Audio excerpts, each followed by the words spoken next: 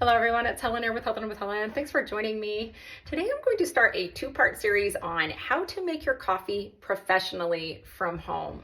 I figured this would be a good time since we just had Christmas and we've entered a new year, because I know a lot of you probably got some fancy new coffee equipment. So whether it be a Keurig, a new coffee machine, or even an espresso machine, I wanted to teach you some of my little tricks and hacks on how to make specialty gourmet coffee from the convenience of your own kitchen. And so I'm going to show you all the supplies that you may want to have on hand. Now, I know a lot of you may want to have some different items, and that is totally fine, but I'm going to share with you what has worked for me over the years.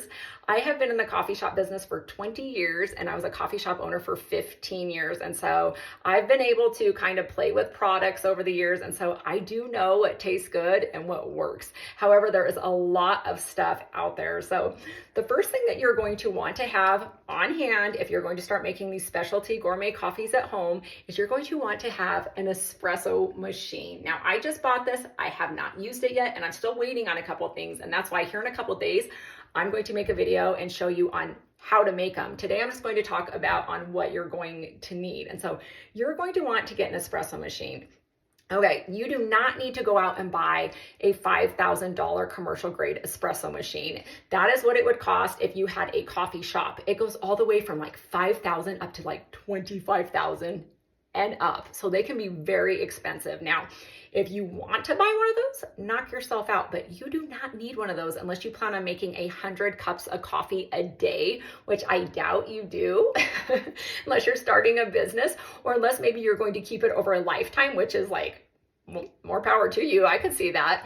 However, there are a lot of these little at-home espresso machines online for like $50, $100, $200, $300. So you can take your pick.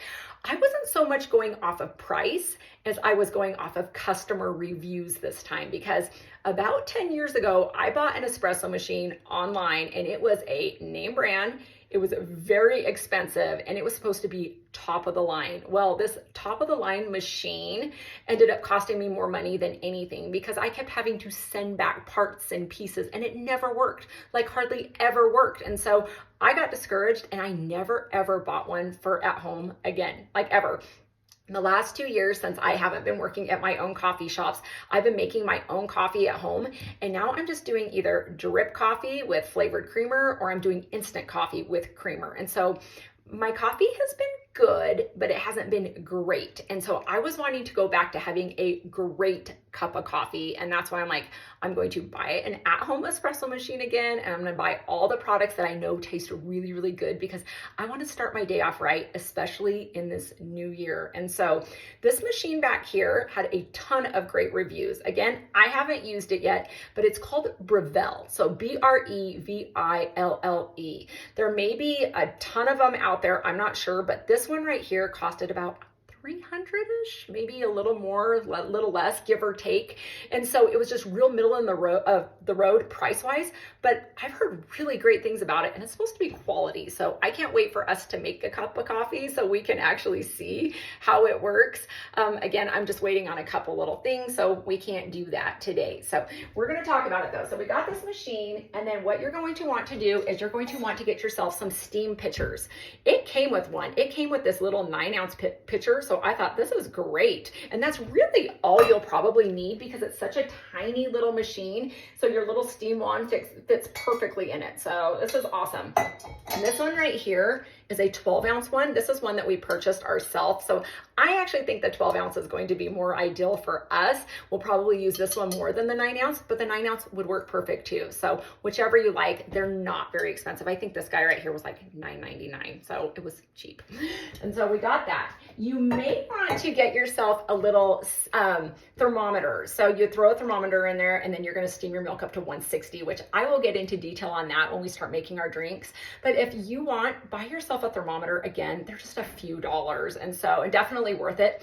I kind of go off of sound. I know when my milk is done, but that's only because I've been doing it for 20 years. And so I don't maybe recommend that. You may want to go with the thermometer so that you make sure that you don't like over steam it to the point where you scorch your milk and ruin it, or burn your tongue and end up with blisters, or maybe drink lukewarm coffee. So, because it's always right at that 150, 160 mark is where you're going to want to keep your coffee temperature. And so get yourself a thermometer, and then you're going to want to get yourself some shot glasses. Okay, guys, these right here are gigantic. Like, I don't even know what to tell you. My husband ordered these and I'm like, what are you doing? They're like mugs.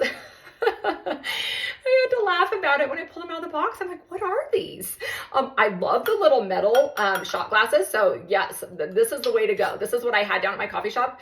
But they were tiny. They were tiny, like little 2 ounces, because that's how much it should fill up, is 2 ounces. Your espresso should go to the 2 ounce mark. These right here, I'm not even joking you. I think these are like probably 6 ounce. But you know what? They're going to work. I'm going to use them and they're going to work. So, you know, A for effort, get whatever you want to get. These are going to fit perfectly under here. They're going to work so you can see it. It's awesome. You can also get the glass ones. I've done glass ones. I don't love the glass ones. This is even a really large glass one too, because the mark right there, that's where your coffee is going to go. It's like right there at that 2 mark. And so you've still got a lot of room in this. And I don't really like the glass ones because they burn your hands. And a lot of the times they fall off the counter and they break. And, you know, I don't know. But whatever you would like, get what you'd like. But I have some of those on hand as well. So you're going to definitely want that. And then you're going to want to invest in some really good product, whatever works for you. Okay, I don't know. Maybe some of you have a bean grinder at home, which awesome.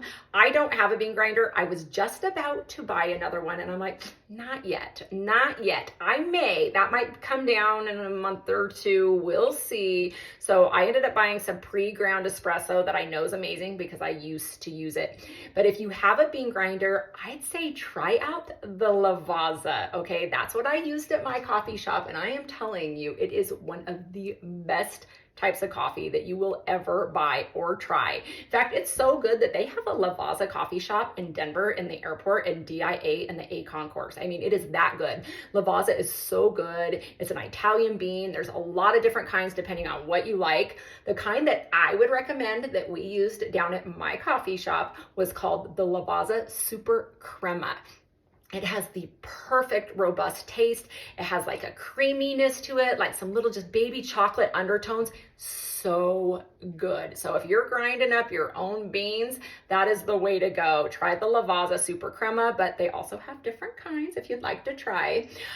Since I don't have a bean grinder right now, I have went with this Lavazza ground right here, and it's the Crema Augusta, I guess.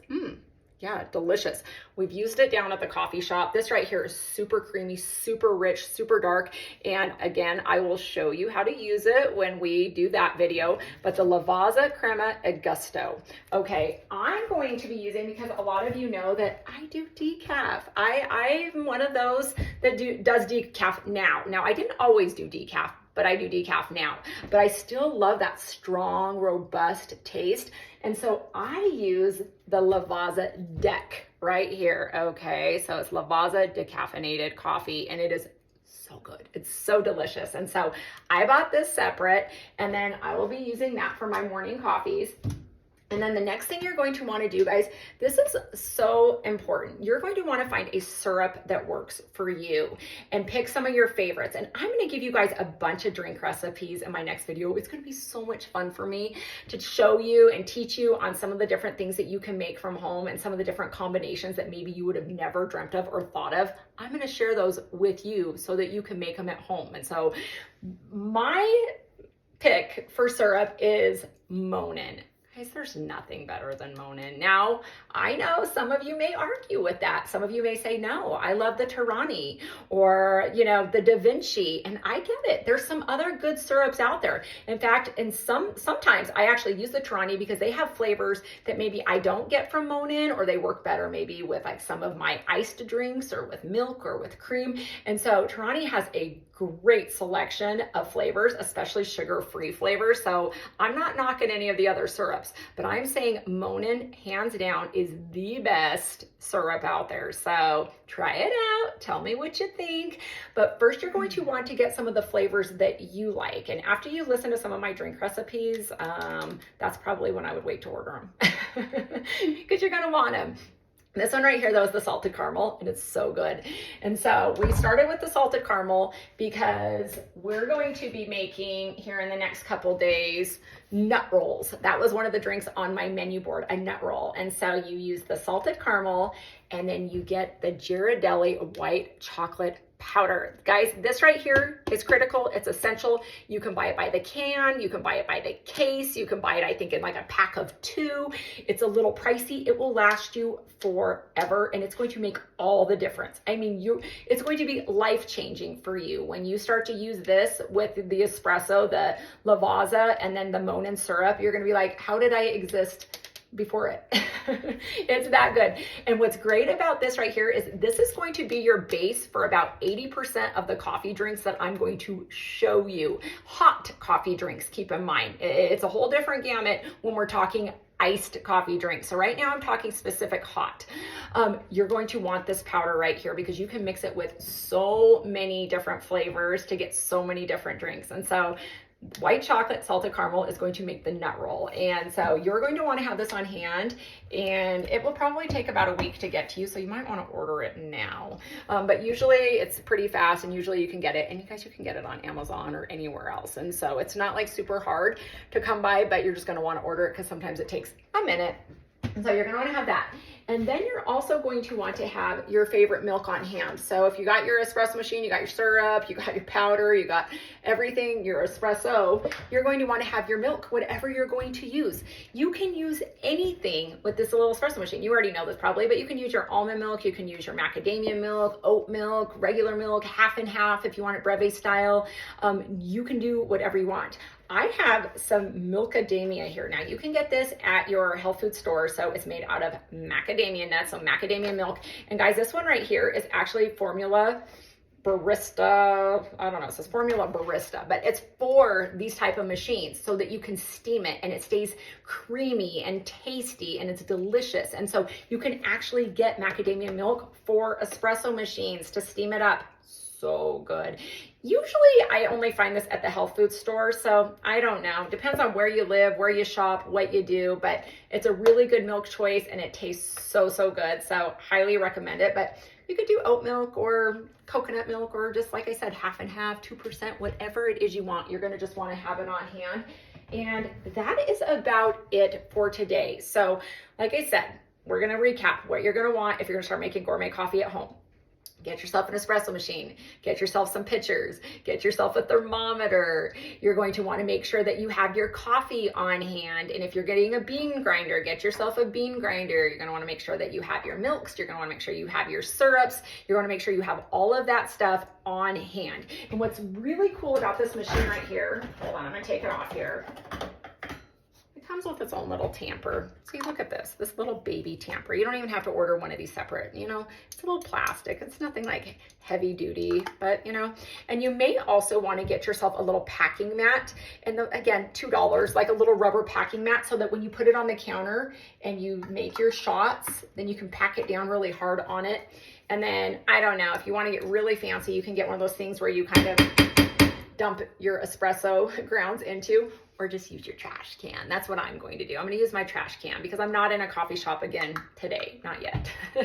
Every time I start doing something like this, then I end up getting another coffee shop though. So I'm like, is it in the air? Is this where this is going? I don't know what's happening, but I've been wanting to make coffee again. So who knows? We'll see. So anyways, guys, that's what I got for you today. Go out and get yourself those supplies and we will make coffee together in the next video. And I will give you a bunch of drink recipes, not just hot, but I'll share with you how to use your espresso for your cold coffee as well and blend it if you'd like. All right, take care. Have a great day. Bye.